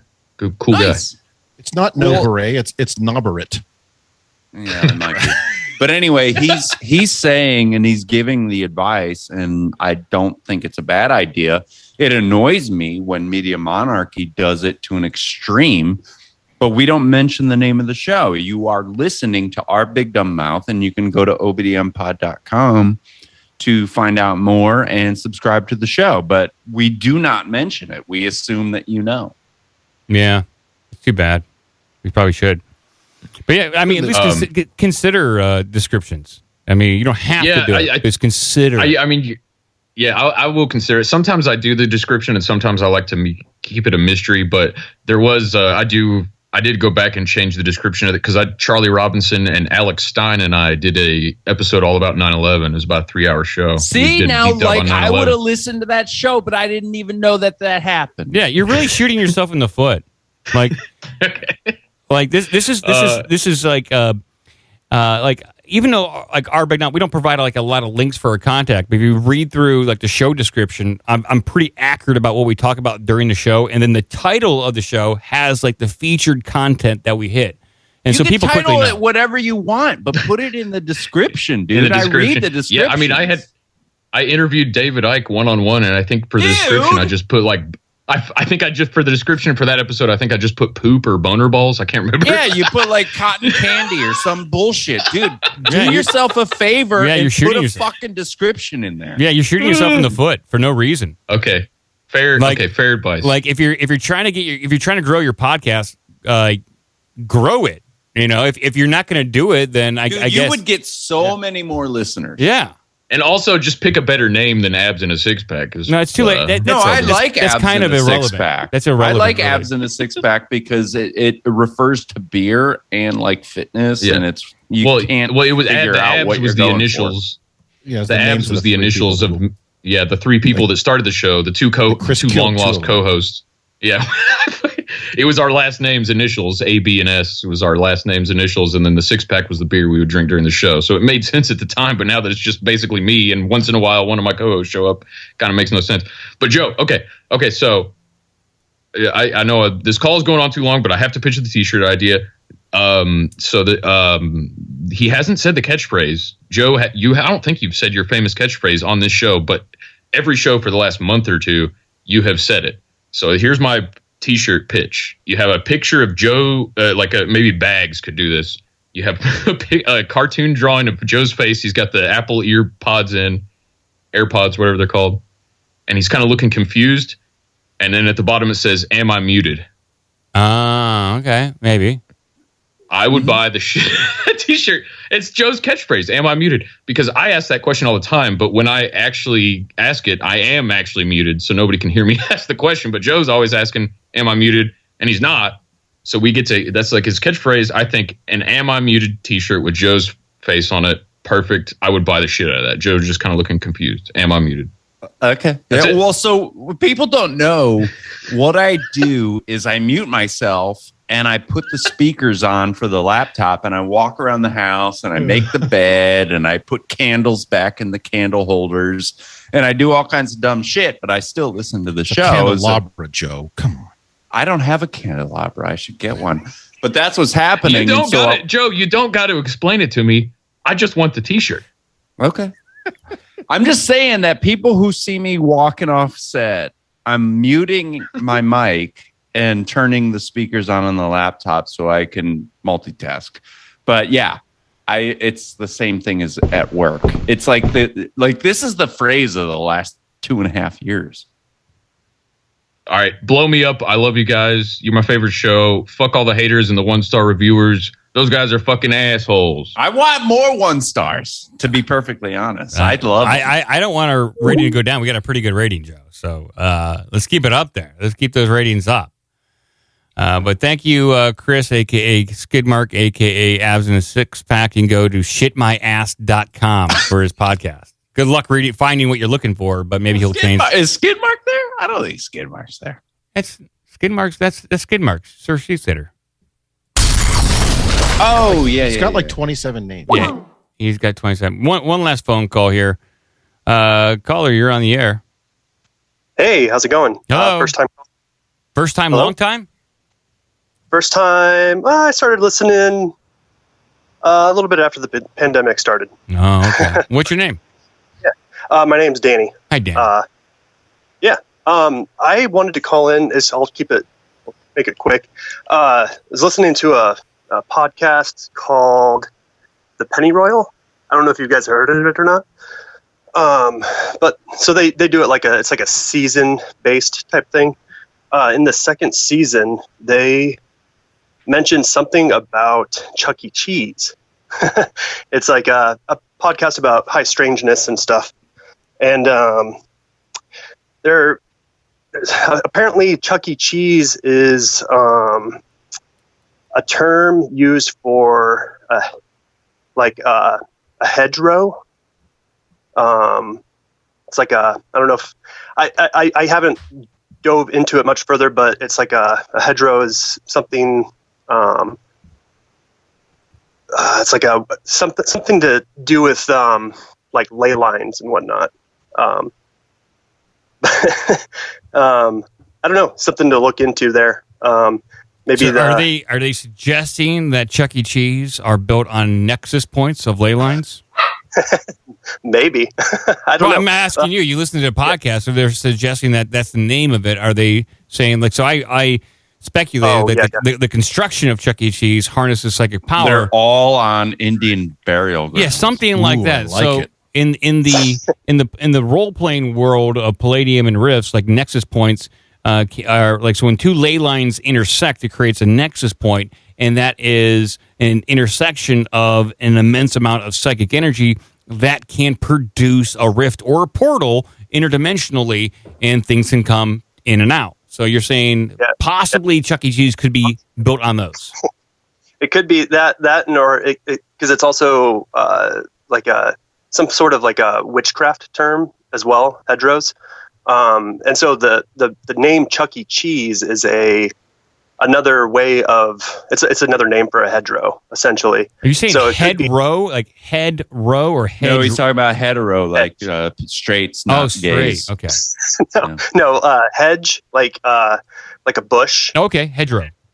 Oh yeah. But yeah, so I was also kind of thinking maybe it has something to do with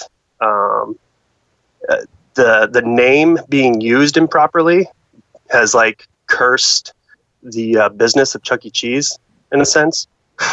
I'll find out. So there's like that weird numerology with names. I know Booberry knows all about it. I forget the term of it, but you put in like a phrase and it spits out a number, and with that number you could maybe get some sort of meaning. I wonder if Booberry could do that for me with Chuck E. Cheese, and we can figure out the numerology and deeper meaning behind it. Because hey, maybe there is something there. There's a large amount of violence and turmoil around Chuck E. Cheese. What's the name? It can't be that it's that bad of a restaurant. There's got to be something more at work here, something deeper. there's something else with Chuck E. Cheese too that I've been that I think is kind of ironic. So it's comes across as this kind of in its unfortunate news where there's a lot of violence happening at their establishments, but they actually, and I know this from experience because I've taken my daughters there. They have like a security system for keeping children safe, as far as like you basically check your kid in. They give them a stamp on their hand. It's like a UV light stamp that is, I think they change it. They must have to change it every time. So when you come in with a kid, they stamp you and they stamp the kid. And then when you leave, you have to show your stamp. And if the stamps don't match up, I think they try to call the authorities or something. Wow. It's pretty cool. Yeah. Yeah, they keep the kid. It's like, hey, yeah. So Ghislaine Maxwell, she's like visiting Chuck E. Cheese's. Yeah, like I wonder if they're going to start collecting biometric data, kind of like large theme parks like Disney or Universal. Like they have biometric collection down there, so maybe Chuck E. Cheese will start rolling that in too. So you leave your son at home, but you bring your daughters to Chuck E. Cheese. Probably safe. Interesting. Okay, yeah. I'm gonna look more into Chuck E. Cheese, its history, founders, and any sort of occult rituals that surround it. I think there might be something there. I think there might be. I'll look deeper. I've been tracking these stories for a long time. It's Rothschild. It's time to dive a little deeper into Chuck E. Cheese. Maybe we can end the tyranny of the rat. We'll find out. All right. Just wanted to drop that knowledge and blow me up. Hey, thanks, man. Bye. Bye. All right. We can go a little deeper on Chuck E. Cheese. I will be more than happy to do that. I close the phone lines there. I think it's with that, we may have one more story. We can just wind the show down. It is Saturday. Real quick, because you mentioned it, and Blueberry's listing on the fly. So we got the numerology, the gematria of Chuck E. Cheese. I put the link into. Nope, I didn't. I put the link into Carrot Shop. Okay. This time, so you can see how that breaks down. It's called. So this is a gematria. This is the calculation of this. And so I guess I don't know how this, like the result is, or how to make sense out of these numbers. Yeah, that would be more of a. I mean, Boober could lead you into it, sort of thing. But as you add up these things, whether in Hebrew, in English, or in this simple arithmetic, the numbers can account for different meanings as they relate to other words that have similar results, and you add up all the numbers. That's a really high level of it, but yeah, okay. Well, I'll see if I can get some deeper meaning on this because I don't know what these numbers mean. They're being added up, and but what is the result? What is this meaning? Oh, I don't know. Okay. Well, you can interpret them. You can interpret them pretty much however you want, depending on your outlook on this. But it's basically what you do is you're comparing that. In the case here in Hebrew, Chuck E. Cheese in Hebrew gematria gives us 345. You would find other things that have 345, and that would say that they're related. So. I see. Okay, I see. Okay. Well, I'll have to do. This will be integrated into my deep research of Chuck E. Cheese. So, for example, 345 also Ukraine. 345 holiest being. 345 God on earth. 345 Lemuria, so maybe that's where they're coming from. I see. Okay. 345 Ben Shapiro. So I see. Interpret that as you will. So as you scroll down, you'll see there's other ones down there. So I see. Okay. I feel dumb, stark, brilliant. Okay. Interesting. I'll have to take a look at that. In simple English, Chuck E. Cheese is 96, also Freemason. I bet there's some kind of Freemason connection there. Like, not to talk about like current events too much, but I was on the morning AM wake up show on Rockfin yesterday, and during the show, is it the second time you've been on that show? Yeah, I've been like 3 times. I love hanging out with those guys. But the new pipeline, that Baltic pipeline that just got opened up as the Nord Stream 1 and 2 were taken down. Well, that comes from Norway, and it just so happens that the Secretary General of NATO. He was the former prime minister of Norway. And so there's like there's some links there. So maybe with Chuck E. Cheese, maybe Dutch general was Secretary General. The Secretary General. Do you want to end on a serious thing? Do I want to? Yeah. I mean, we can. I don't care. Okay. Whatever you got. Sure, why not? Let's kick it out. All right, get your tits on this. Jens Stoltenberg, you're right? Okay. Yeah. And it's like, just so happens that the pipeline. I really like the way that this guy did this shoot too. Like for the people who are watching on Twitch, you're listening to ourbigdumbmouth.com. If you're not watching, you can go to Twitch. What is it? Twitch.com/OBDM. OBDM. Yeah, OBDM pod. OBDM pod. Yeah. So come and join us there. We're live on Wednesdays and Saturdays. But the way this guy does it is, I think he's looking at the same screen, but he's just like kind of moving his camera and doing these transitions. He's doing some pretty cool edits. So let's play this right over here. Yeah, I'll bring this up. This just in. What you're seeing is video footage from the Danish military in the Baltic Seas showing gas bubbles at least a kilometer in diameter leaking from the Nord Stream pipeline. And according to the Seismic Institute, underwater blasts were recorded just prior to the Nord Stream pipeline leaks, raising concerns that this was a sabotage. But now here's where it gets interesting. A few hours after this made the news, the US said that it was ready to provide support to Europe after the Nord Stream pipeline leaks. And this begs the question, how could the US send gas to Europe if there's no pipeline? Well, one way is by liquefied natural gas, which if you didn't know works like this. If you cool natural gas to a low enough temperature, it freezes and becomes 600 times denser, making it ideal for transport via boats. And here's the crazy part. Last week I made a video about how Congresswoman Virginia Foxx loaded up on shares of Flex LNG, a liquefied natural gas company, and listen to what I say in it. The United States is the largest producer of natural gas in the world that can make up the energy supply drought in Europe. So what if Washington announced a plan to dramatically increase the supply of natural gas to Europe? The number one way to transport natural gas other than a pipeline is by companies like Flex LNG that liquefy it, and Virginia Foxx knows this. Right now, Flex LNG is up over 5%, but I'll be sure to keep an eye on it as this plays out. So to see what else lawmakers are buying, check out my website, and good luck. I think he nailed it. That's what I said last Wednesday. Joe, I think you're muted. Are you muted? Am I muted? I'm muted? No, not anymore. You're good. I was not muted. No, okay. I saw your mouth. I never did mute. Okay. But so I think to reiterate what I said at the beginning of the show is these dumb fuck Ukrainian flag motherfuckers who think they're so smart. Like, honest to goodness, like what are you doing? Like, what are you doing?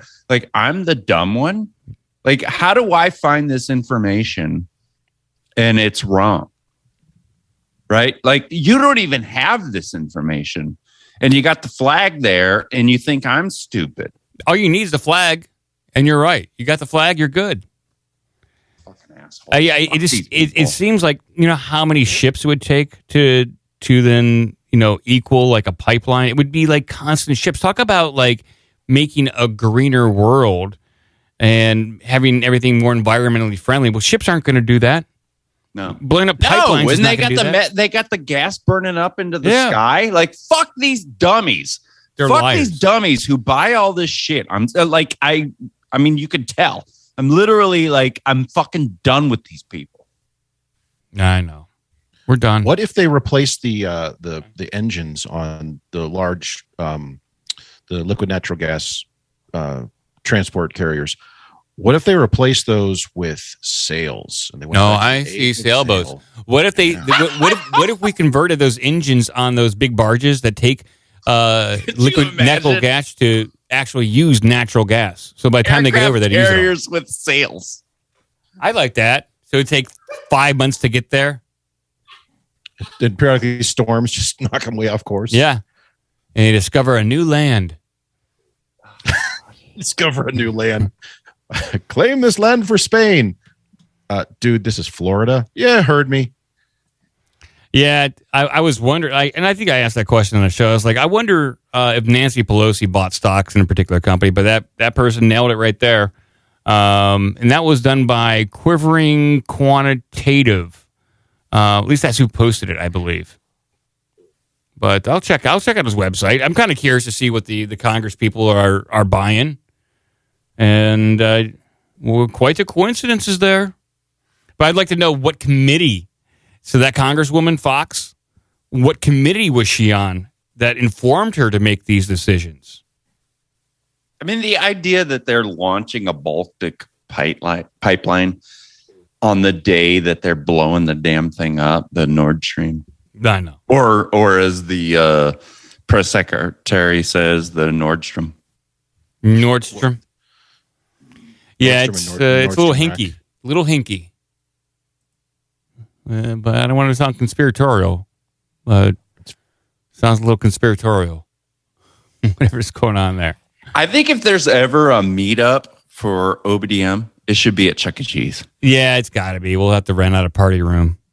I thought you were going to say it's going to be the Baltic Sea at the Baltic pipeline. Yeah, we're going to do it at the Nord Stream eruption.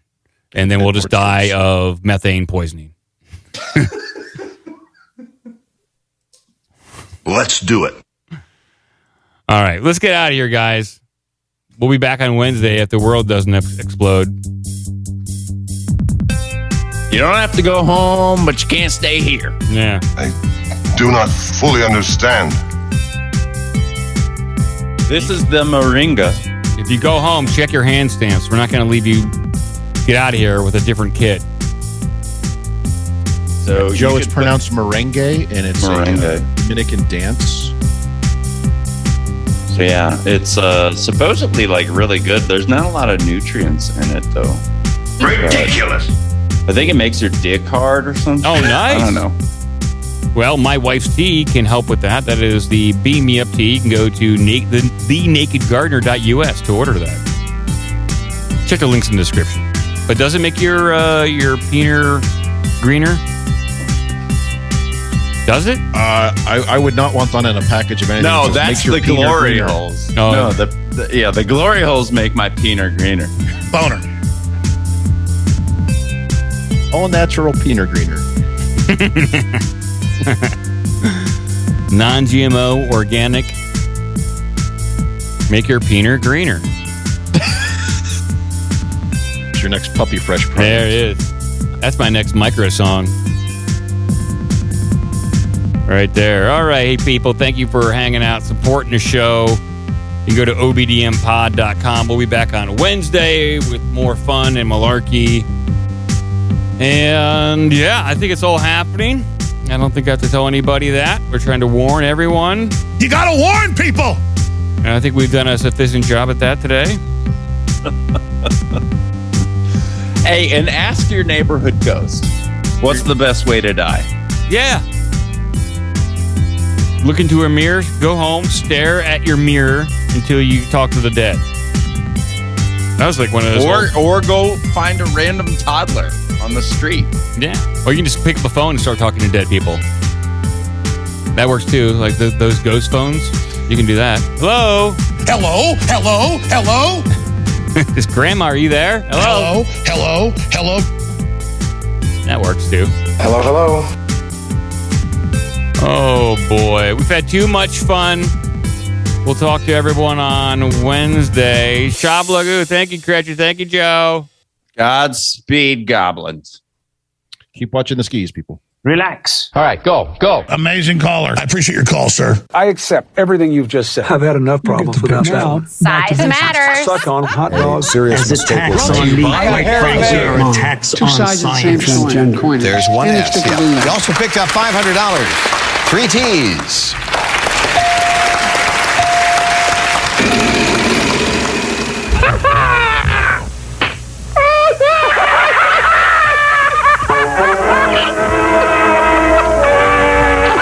That's about all. Shablagoo. Sit, Ubu, sit. Good dog. Until next week, Nanu.